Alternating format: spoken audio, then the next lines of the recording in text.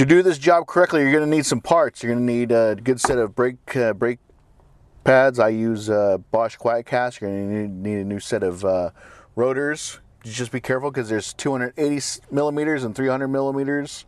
You're going to need some wrenches, sockets, a ratchet, 14 millimeter socket, and a 17 millimeter, as well as a 14 millimeter wrench and a 17 millimeter wrench, and then a pair of crescent pliers, and a thing of brake cleaner for the rotor, and some other components. So I'm just taking off the wheel right there, fast forwarding that, boring stuff.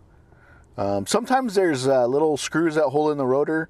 Sometimes they're a hassle to get out, and I put a link in the description below of where I get some screws that are stuck in there out, but you got to get those out to get the rotor off. Then you come back here. Here are the brake caliper slide bolts. There should be 14 millimeter. You need to get those out to gain access to the brake pads, but righty-tighty, lefty-loosey. It's kind of funky when you get back there because it's kind of backwards when you're working behind a bolt instead of in front of it, but just tapping up on the driver's side. So if you're doing it on the passenger side, it would be pushing down. I'm not going to show the passenger side because it's the exact same thing as the driver's side, but you just work those out.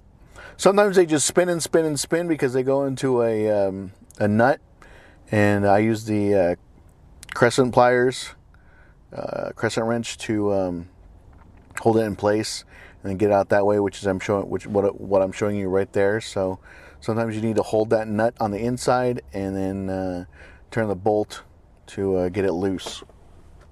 But yeah, just work it out that way. Once you get those out, you're gonna actually you're gonna re-grease them. The kit, the Bosch Quiet Casts came with the needed grease. But if your kit didn't come with it, I always recommend Napa Siliglide. I'll put a link in the description below. But I've had great success with Napa Siliglide. Those brake pads are shot. You don't want to use those. And the rotor shot too. The rotor is warped.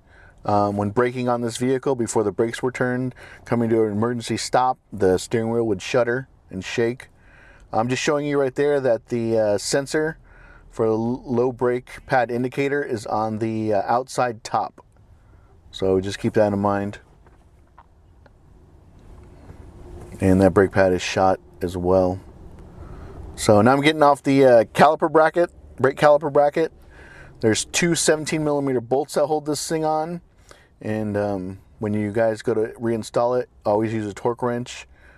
If you have access to a torque wrench, you should torque it down to 100 foot-pounds.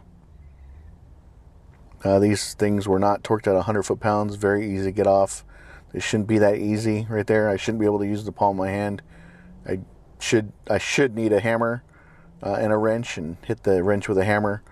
But those things came off pretty easily. So whoever did this brake job before didn't do it right or didn't know what they were doing. So there's the bolt.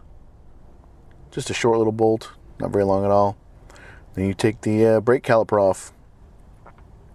And now you have access to the rotor. Like I said, sometimes there's little screws in there that hold the rotor in. And in the link below, in the description below, I'll put a link to if your screws are stuck. Sometimes you have to drill them out as well. Okay, so I'm just setting everything up. Got getting the old rotor out of there. Got in the new one. Gonna wash it down with some brake parts cleaner.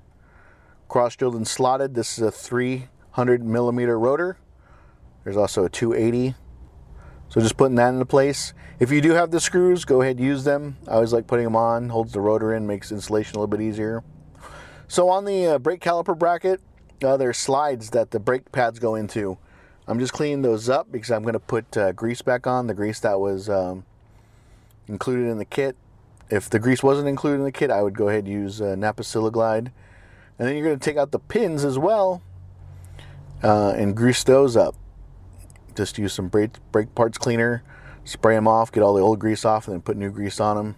And just slide them back in. Make sure that they slide nice and easy.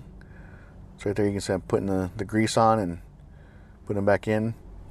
And then you're going to put a light coating onto the hardware of where the brake pads go. You want the brake pads to be able to slide nice and easy. So right here I'm just reinstalling the brake caliper bracket, I should say. Torque it down to 100 foot-pounds. This job isn't hard at all. It's pretty easy. And if you guys like my videos, please share them on social media. I don't think a lot of people know about Bundys Garage.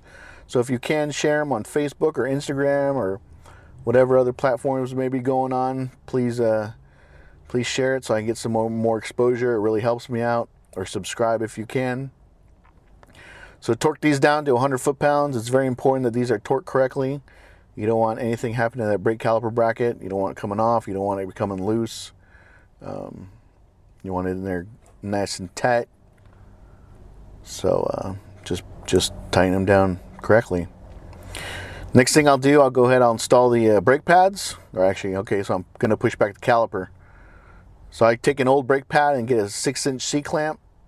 And you're just going to slowly push the piston back into the brake caliper. Take your time on this.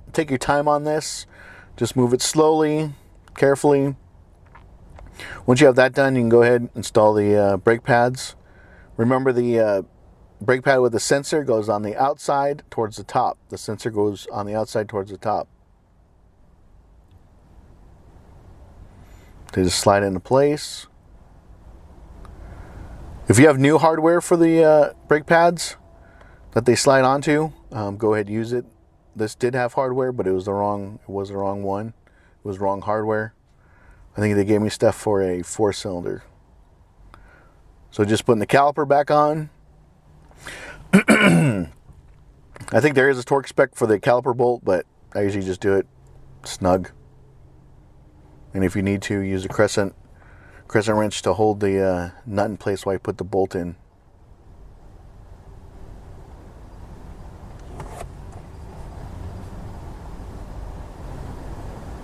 But yeah, this job isn't hard at all. It's ridiculous how much shops charge to do brake jobs. Everything in parts cost me about 200 bucks. And I love using the cross-drilled and slotted rotors. And you'll notice a difference right off the bat if you switch over from old school rotors to cross-drilled and slotted rotors.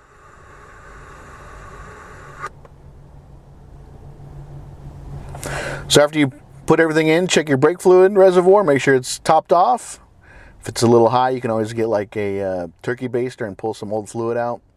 And then before you drive off, always make sure you press the brake pedal at least 10 times right there, so that the pistons come out and seat up against the brake pads.